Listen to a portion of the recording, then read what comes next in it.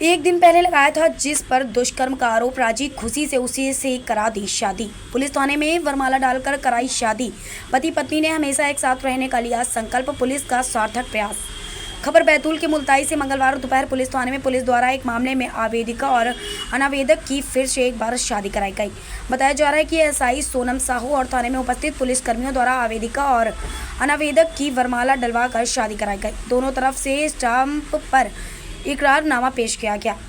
SI Sonam Sahu के अनुसार आवेदिका मीरू पति स्वर्गीय राजकुमार लिखितकर निवासी सोनोली और सतीश सोनारे ने 1 वर्ष पूर्व शिव मंदिर में शादी कर ली थी।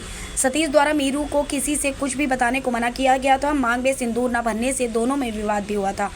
अनावेदक आवेदिका के घर आता जाता रहता था, जिससे आवेदिका की बदनामी हो रही थी।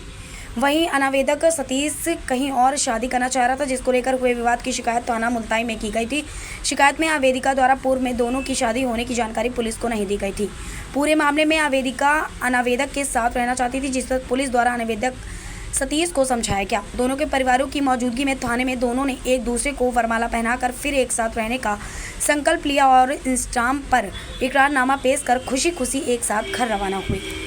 मैम, ये क्या मामला था? किस संबंध में ये लोग आए थे और क्या कार्रवाई पुलिस ने की है? ये जो लड़की है हमारे पास आई थी, मीरू का कहना था कि मैं पिछले 2 वर्षों से चौथिया के रहने वाले सतीश को जानती हूँ और हम लोगों के बीच में प्रेम संबंध थे। इस दौरान करीब 1.5 वर्ष पहले हम दोनों ने गुप्त रूप से मंदिर में शादी भी कर ली थी, लेकिन अभी जो सतीश है वो मुझे रख नहीं रहा है और बोल रहा है कि मैं किसी और लड़की से शादी करूँगा। तो मैं चाहती हूँ कि सतीश को समझाया जाए कि वो मुझे रखे, क्योंकि सभी जगह पे जानकारी लग चुकी है कि हम दोनों साथ में थे। तो इसी संबंध में लड़की अपनी शिकायत लेकर आई थी, तो लड़के को बुलाया गया। लड़के और लड़की दोनों के परिजन आज थाने उपस्थित आए हैं, जो दोनों ही पक्ष इस बात पे रजामंदी अपनी व्यक्त कर रहे हैं कि चूँकि लड़की की भी शादी पहले हो चुकी थी, उसके पति एक्सपायर हो चुके हैं, और लड़का जो है उसकी भी एक शादी पहले हो चुकी थी। दोनों का ही दूसरा विवाह है, दोनों एक ही समाज के हैं।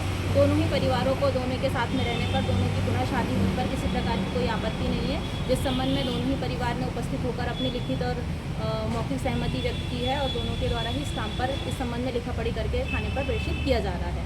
मैम, कल कार्रवाई नहीं की गई, ये आरोप लगाए जा रहे थे, तो ये क्या मामला था कल? नहीं, ये सारे आरोप एकदम झूठे और निराधार हैं।